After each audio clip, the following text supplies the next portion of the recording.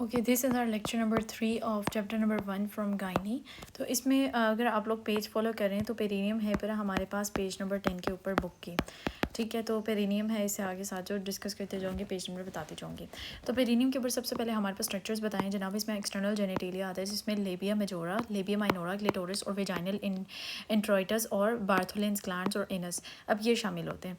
तो हमारे क्या हुए, लेबिया मेजोरा और माइनोरा, क्लिटोरिस और वेजाइनल इंट्रोटाइटस, फिर हमारे पास पाँचवें पे बार्थोलेंस ग्लैंड्स और छठा एनस आ गया। तो 6 स्ट्रक्चर्स हो गए। अब सबसे पहले हम बार्थोलेन ग्लैंड्स को डिस्कस करते हैं। बार्थोलेन ग्लैंड्स जो होते हैं ये पी साइज्ड होते हैं, ये सेक्रेट करते हैं mucoid fluid during sexual arousal और ये रोकेट होते हैं either side of vaginal opening के ऊपर। इसकी नर्व सप्लाई हमारे पास पेडेंटल नर्व S2 से S4 इसकी पेडेंटल नर्व सप्लाई होती है। शॉर्ट पेरिनियम अगर less than 4 centimetre is associated with increased in episiotomies और इंक्रीज इन पेरानियल टीयर्स। अगर शॉर्ट पेरिनियम 4 सेंटीमीटर से कम है उसकी वजह क्या है, उसकी एपिजोटमी हुई है। एपिजोटमी आप एनाटमी में अपना पढ़ के आए हो, सेकंड ईयर आई थिंक था। ठीक है, तो एपिजोटमी और फिर आप पेरानियल टीयर्स, क्योंकि पहले बस हमने वहाँ पढ़ी है ना, हाँ सेकंड ईयर एनाटमी में, और पेरिनियल टीयर्स। ठीक है, और इंस्ट्रूमेंटल डिलीवरीज अगर ज़्यादा हुई हैं तो इसका क्या होता है, शॉर्ट पेरिनियम होती है, लेस देन 4 सेंटीमीटर साइज़ होता है। हमने बार्थोलिन ग्लैंड्स को डिस्कस कर लिया। नेक्स्ट हमारे पास पेज नंबर 11 के ऊपर हमारे पास है पड़ा एब्डोमिनल मसल्स। अब इसको देखते हैं। एब्डोमिनल मसल्स क्या है, मसल्स ऑफ लेयर्स, जिसमें सुपरफिशियल टू डीप जाओ तो सबसे पहले एक्सटर्नल ओब्लिक, फिर अंदर इंटरनल ओब्लिक, फिर सबसे अंदर जो डीपेस्ट डायरेक्टिस ट्रांसवर्स एब्डोमिनस आपको नजर आता है। अब रेक्टस एब्डोमिनस रन करता है वर्टिकली। अब ये जो रेक्टस एब्डोमिनस मसल होता है ये क्या करता है, ये रन करता है वर्टिकली और इंक्लोज करता है रेक्टस शीथ को, जो कि आगे एपिनेरोसिस से हो जाती है। आप बेशक इसके ऑनलाइन पिक्चर देख लो, आपको ना दरमियान में से वाइट से शीथ नज़र आएगी। ठीक है, तो ये एपिनेरोसिस होती है।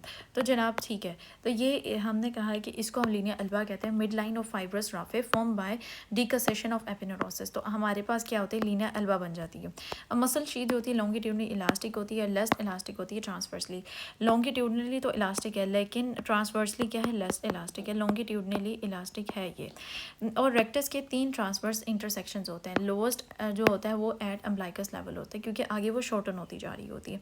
इनर्वेशन की बात करें, ओब्लिक और ट्रांसवर्स को लोअर थोरेसिक नर्व्स यानी T6 से T12 वाली नर्व जो है वो सप्लाई करती हैं, और इलियो हाइपोगैस्ट्रिक और इलियो इंग्वाइनल नर्व्स, ये नर्व्स जो है बड़े ओब्लिक और ट्रांसवर्स को करती हैं मसल्स को। जो रेक्टस एब्डोमिनस है उसको लोअर सिर्फ अकेले लोअर 6 थोरेसिक नर्व्स ही सप्लाई करती हैं। अब हमारे पास जो ब्लड सप्लाई होती है, अब लोअर 6 में ये देख लेना T7 से T12 जाता है या T6 से T12 जाता है। ठीक है, ब्लड सप्लाई में हमारे पास क्या होती है, सुपीरियर एपिगैस्ट्रिक आर्टरी होती है जो आगे इंटरनल थोरेसिक आर्टरी से मिलकर बनी है, सुपीरियर एपिगैस्ट्रिक आर्टरी, और इन्फीरियर एपिगैस्ट्रिक आर्टरी जो एक्सटर्नल इलियक आर्टरी से मिलकर बनी है। ठीक है, ये मेन आर्टरीज हैं और ये उनके आगे डिविजन्स है जो इनको सप्लाई करी है, सुपीरियर और इन्फीरियर एपिगैस्ट्रिक आर्टरी। इन्फीरियर वाली कहाँ से बनी है, और सुपीरियर थोरेसिक से बनी है। नेक्स्ट क्लिनिकल इंसाइट क्या है, अब हमारे जो पेल्विक फ्लोर मसल्स हैं ये मिलकर फंक्शन करते हैं एब्डोमिनल और स्पाइनल मसल्स के साथ, ताकि पोस्चर को और रेस्पिरेशन को मेंटेन कर सकें। अब रेस्पिरेशन में क्या रोल है, ये आप CPT में पढ़ोगे कि एब्डोमिनल मसल्स का कितना इंपॉर्टेंट रोल होता है रेस्पिरेशन के अंदर। ठीक है, नेक्स्ट हमारे पास और हमने कहा इनकी जो टाइमिंग ऑफ रिक्रूटमेंट है, यानी एक्टिविटी की एक्टिवेट होने की जो टाइमिंग है ये एसेंशियल होती है ड्यूरिंग इंटर एब्डोमिनल प्रेशर। तो हमारे पास सबसे पहले ब्रेस्ट एनाटॉमी को देखते हैं। ब्रेस्ट एनाटॉमी में कॉम्पोजिशन है fat glandular tissue over the pectoralis major. अच्छा, ये जो ब्रेस्ट एनाटॉमी है पेज नंबर 12 के ऊपर गिवन है, और हाँ मुझे लग रहा था 12 के ऊपर आपको डायग्राम भी गिवन है, आप इसकी डायग्राम देख लेना। ब्रेस्ट एनाटॉमी जो हमारे पास है fat glandular tissue over pectoralis major. तो फैट है, पेक मेजर मसल हमारे पास है पड़ा ऊपर चेस्ट के ऊपर, वहाँ पे आपका एक ग्लैंडुलर टिश्यू आई है और फैट, और साथ हमारे पास फैट आ गई है। तो ये जो फैट भी साथ शामिल हो गई है, ये हमारे पास क्या मिल गया है, बन के ब्रेस्ट बन गई है। तो इसका क्या है, ये हमारे पास सर्कुलर है, एक्सिलरी टेल होती है। ये हमारे पास क्या होता है, ये सर्कुलर होता है और इसकी एक एक्सिलरी टेल होती है, यूँ करके ना, इसकी एक एक्सिलरी टेल होती है जो एक्सटेंड करती है टूवर्ड्स आर्मपिट। अब बाजू की तरफ, वो आर्मपिट की तरफ एक्सटेंड करी है। ग्रोथ फेज, इसका ग्रोथ फेज कब ग्रो करती है, प्यूबर्टी और प्रेगनेंसी के दौरान इसका साइज और इसकी ग्रोथ में इंक्रीज आता है।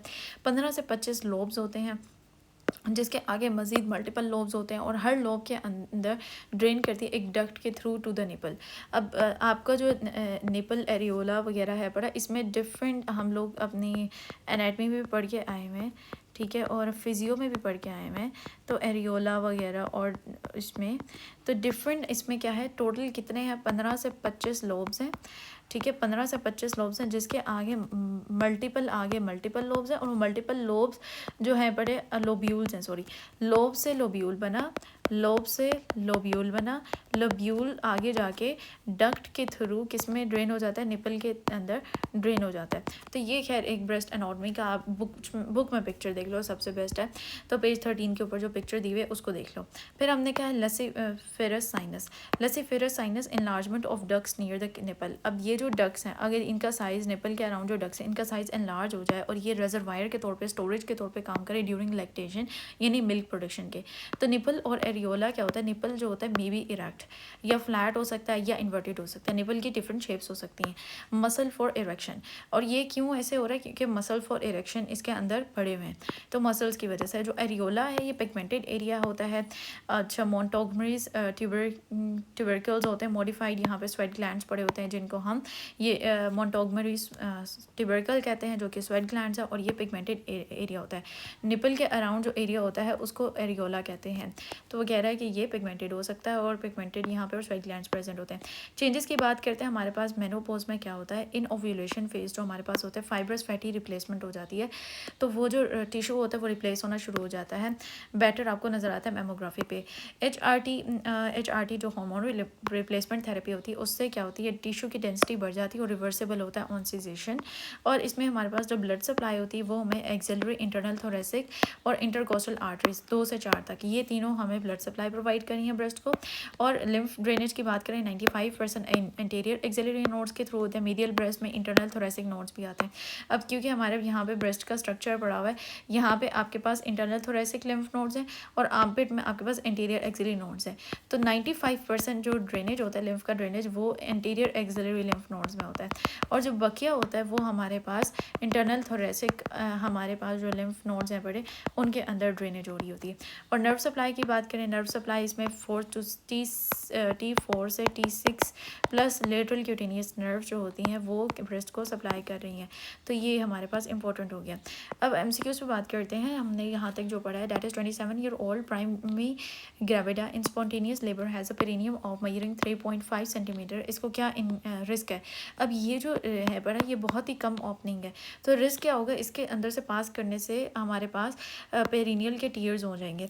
अब पेशेंट प्रेजेंट करता है painful swelling of vaginal opening during arousal, तो इसको बहुत ज़्यादा पेनफुल स्वेलिंग हुई हुई है। कौन सा ग्लैंड है जो इफेक्टेड है, तो हमारे पास बार्थलिन ग्लैंड है। बार्थलिन ग्लैंड हमने यहीं ऊपर पढ़ा है, ठीक है। इसमें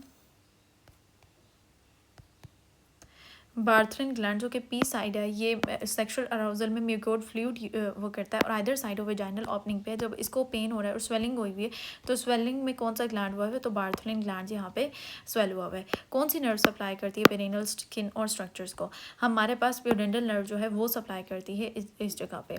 अब पेशेंट वीकनेस के साथ आया ट्रांसवर्स एब्डोमिनस में और वो डिस्फंक्शन शो कर रहा है, तो हमारे पास डिस्फंक्शन किसका, बाइसेप ब्रेक है, ये तो बाजू में होता है। पेल्विक फ्लोर मसल हाँ यहाँ होते हैं, गैस्ट्रिक्टोमियस और डेल्टोइड का यहाँ काम नहीं है। सी सेक्शन जो हमारे पास है, सर्जन आइडेंटिफाई करता है थिक फाइब्रस मिड लाइन, उसको बैंड मिला है, वो हमारे पास क्या होता है, लीनिया एल्बा होता है। अब हमारे पास एब्डोमिनल मसल जो डीपेस्ट पड़ा हुआ है वो हमारे पास पड़ा हुआ है ट्रांसवर्स एब्डोमिनस मसल डीपेस्ट था। पहले एक्सटर्नल था, फिर इंटरनल ओब्लिक था, फिर हमारे पास ट्रांसवर्स एब्डोमिनस था। रेक्टस एब्डोमिनस जो है वो इनर्वेटेड होता है लोअर 6 थोरेसिक नर्व से। जो लोवेस्ट ट्रांसवर्स इंटरसेक्शन है रेक्टस एब्डोमिनल मसल का, वो आके किस पे ख़त्म होता है, वो अम्बलाइकस पे आके एंड हो रहा होता है। फिजियोथेरेपिस्ट फोकस कहता है कोर स्टेबलाइजेशन पे, कौन सा ग्रुप इंपॉर्टेंट है beside abdominals, scapular, diaphragm, pelvic floor muscles. तो डायफ्राम और पेल्विक फ्लोर मसल्स एब्डोमिन के अलावा जो हमारे पेल्विस के मसल्स हैं उन पे काम करते हैं। कौन सी आर्टरी सप्लाई करती है लोअर एब्डोमिनल को, तो इन्फीरियर एपिगैस्ट्रिक आर्टरी होती है जो इलियक आर्टरी से राइज करी है। वुमेन मेनोपॉज में है, उसके लोब्यूल्स रिड्यूस हो गए हैं, डक्ट्स इन ब्रेस्ट कम हो गई है, तो इस प्रोसेस को हम क्या कहते हैं, इसे हम इनोवुलेशन कहते हैं। अच्छा, इम्यूनोरिया इनोवुलेशन, सेजेशन ऑफ मेंस्ट्रुएशन। स्टेटमेंट कौन सी ट्रू है लेक्टिफेरस ग्लैंड्स के लिहाज से कि हर लोब ओपन करता है, has a duct opening on a nipple, तो ये लेक्टिफेरस जो ग्लैंड डक्ट है पढ़िए, जो कि आगे जहाँ पे हमने कहा स्वेट ग्लैंड्स और स्वेट ग्लैंड्स है। खैर, अब यही स्वेट ग्लैंड्स की बात हो रही है कि मोंटगोमरी ट्यूबरकल्स क्या होते हैं, ये मॉडिफाइड स्वेट ग्लैंड्स होते हैं। ब्रेस्ट फीडिंग में निपल जो होती है वो इरेक्ट हो जाती है। क्यों? मसल्स की वजह से, तो मसल कंट्रैक्शन की वजह से इरेक्ट होती है। 95% इंटीरियर एक्सिलरी नोड्स के अंदर जाता है और बाकी हमारा इंटरनल थोरेसिक नोड्स में, लिम्फ नोड्स में। निपल जो होती है वो उसको इनर्वेट स्पाइनल लेवल कौन सा करता है? T4 निपल को कौन करता है? T4। अब हार्मोन रिप्लेसमेंट थेरेपी कैसे वो कर सकती है? वो इंक्रीज करती है टिश्यू की डेंसिटी को। ब्रेस्ट फीडिंग मदर नोटिस करती है रेस्ड एरियाज ऑन एरियोरल। तो ये कौन से हैं? ये हमारे पास ये ट्यूबरकल्स हैं बड़े। न्यूनेट स्ट्रगल कर रहा है लैच और ड्यू टू फ्लैट निपल्स। तो बेस्ट एविडेंस क्या है? तो skilled help can aid breastfeeding. Which structure temporarily milk को स्टोर करता है? जो हमने कहा रिजर्वायर के तौर पे काम करता है, तो वो साइनस है, लेक्टिफेरस साइनस मदद देता है। अब इसमें नेक्स्ट हम रिप्रोडक्टिव ट्रैक की बात करते हैं और जो पेज नंबर 13 पे है।